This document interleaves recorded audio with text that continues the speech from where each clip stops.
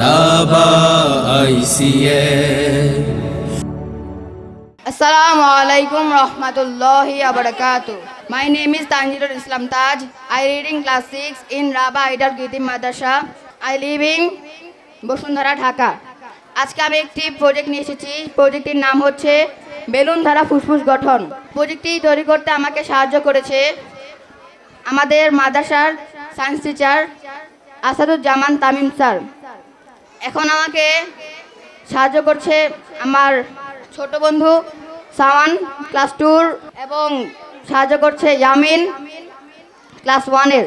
তো প্রজেক্টটি বানাতে আমার দরকার হচ্ছে একটি বোতল, 3টি ছোট বেলুন, একটি বড় স্ট্রো, টেপ, বড় একটি বেলুন, ইন্ডিকেটর, গ্লু, ছোট 2টি স্ট্রো।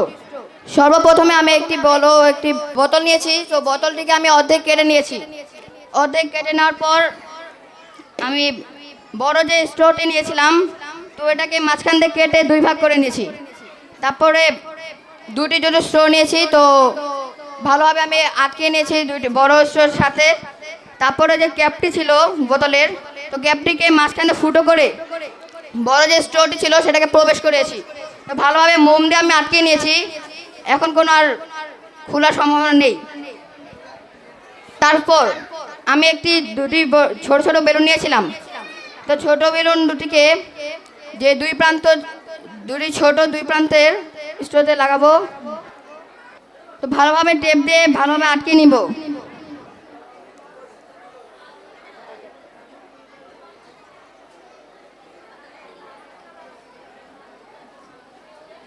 টেপটিকে আমি কেটে নিয়েছি। তারপর আমি বেলুনটির সাথে আটকে নিব।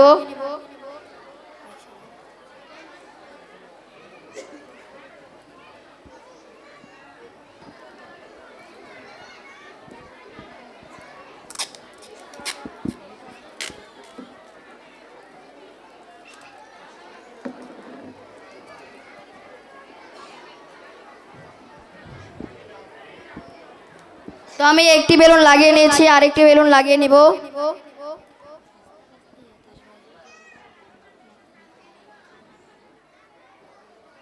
তো আমি 2টি বেলুনকে ভালোভাবে আটকে নিয়েছি টেপের মাধ্যমে।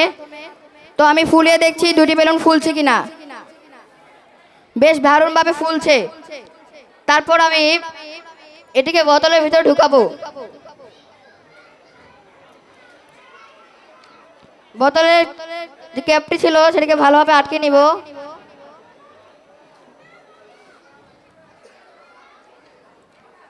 বোতলটিকে আমি অর্ধেক কেটে নিয়েছিলাম।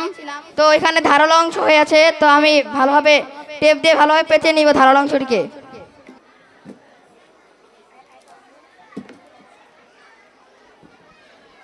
তো আমি টেপ দিয়ে এখন ভালোভাবে পেঁচে নিয়েছি। এখন ধারালো অংশ নেই। তো তারপর আমি বড় যে বেলুনটি নিয়েছিলাম, তো বড় বেলুনটিকে মুখের সামনে থেকে একটু কেটে নিয়েছি। তারপর আমি আটকে নিব।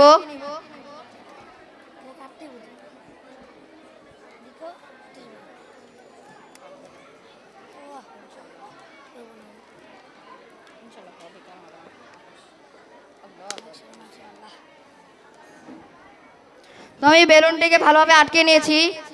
তো যখন আমি নিচে বড় বেলুনটিকে টান দিব, তখন দেখা যাচ্ছে যে ভিতরে যে ছোট ছোট বেলুন দুটি আছে সেগুলো ফুলে উঠবে। এর কারণ হচ্ছে যে বড় যে পাইপটি ছিল সেই পাইপটির ভিতরে বায়ু প্রবেশ করছে। এই কারণেই বেলুন দুটো ফুলে উঠছে। আর যখন আমি ছেড়ে দিচ্ছি তখন চুপসে যাচ্ছে হালকা। তো কারণ যে ভিতরে যে বায়ু ছিল সেগুলি বের হয়ে যাচ্ছে। আমি যখন আবার টান দিচ্ছি তখন আবার ফুলে উঠছে। আর যখন আমি ছেড়ে দিচ্ছি তখন হালকা একটু চুপসে যাচ্ছে। মানুষের ক্ষেত্রেও এরকম, যখন আমরা শ্বাসনালীতে যখন শ্বাস নেই তখন আমাদের ফুসফুসটা ফুলে ওঠে। তো এরকমভাবেই ফুলে ওঠে। যখন আমরা শ্বাস নেই তখন হালকা একটু ফুলে ওঠে। আর যখন আমরা নিঃশ্বাস ত্যাগ করি তখন হালকা চুপসে যায়। আবার দেখাচ্ছি, যখন আমরা নিঃশ্বাস নেই তখন ফুলে ওঠে। আর যখন আমরা নিঃশ্বাস ত্যাগ করি তখন চুপসে যায়। তো এই ছিল আমার বেলুন দ্বারা ফুসফুস গঠন প্রক্রিয়া। ধন্যবাদ। আসসালামু আলাইকুম। 4 খলিফার আদর্শে প্রতিষ্ঠিত রাবা ICM।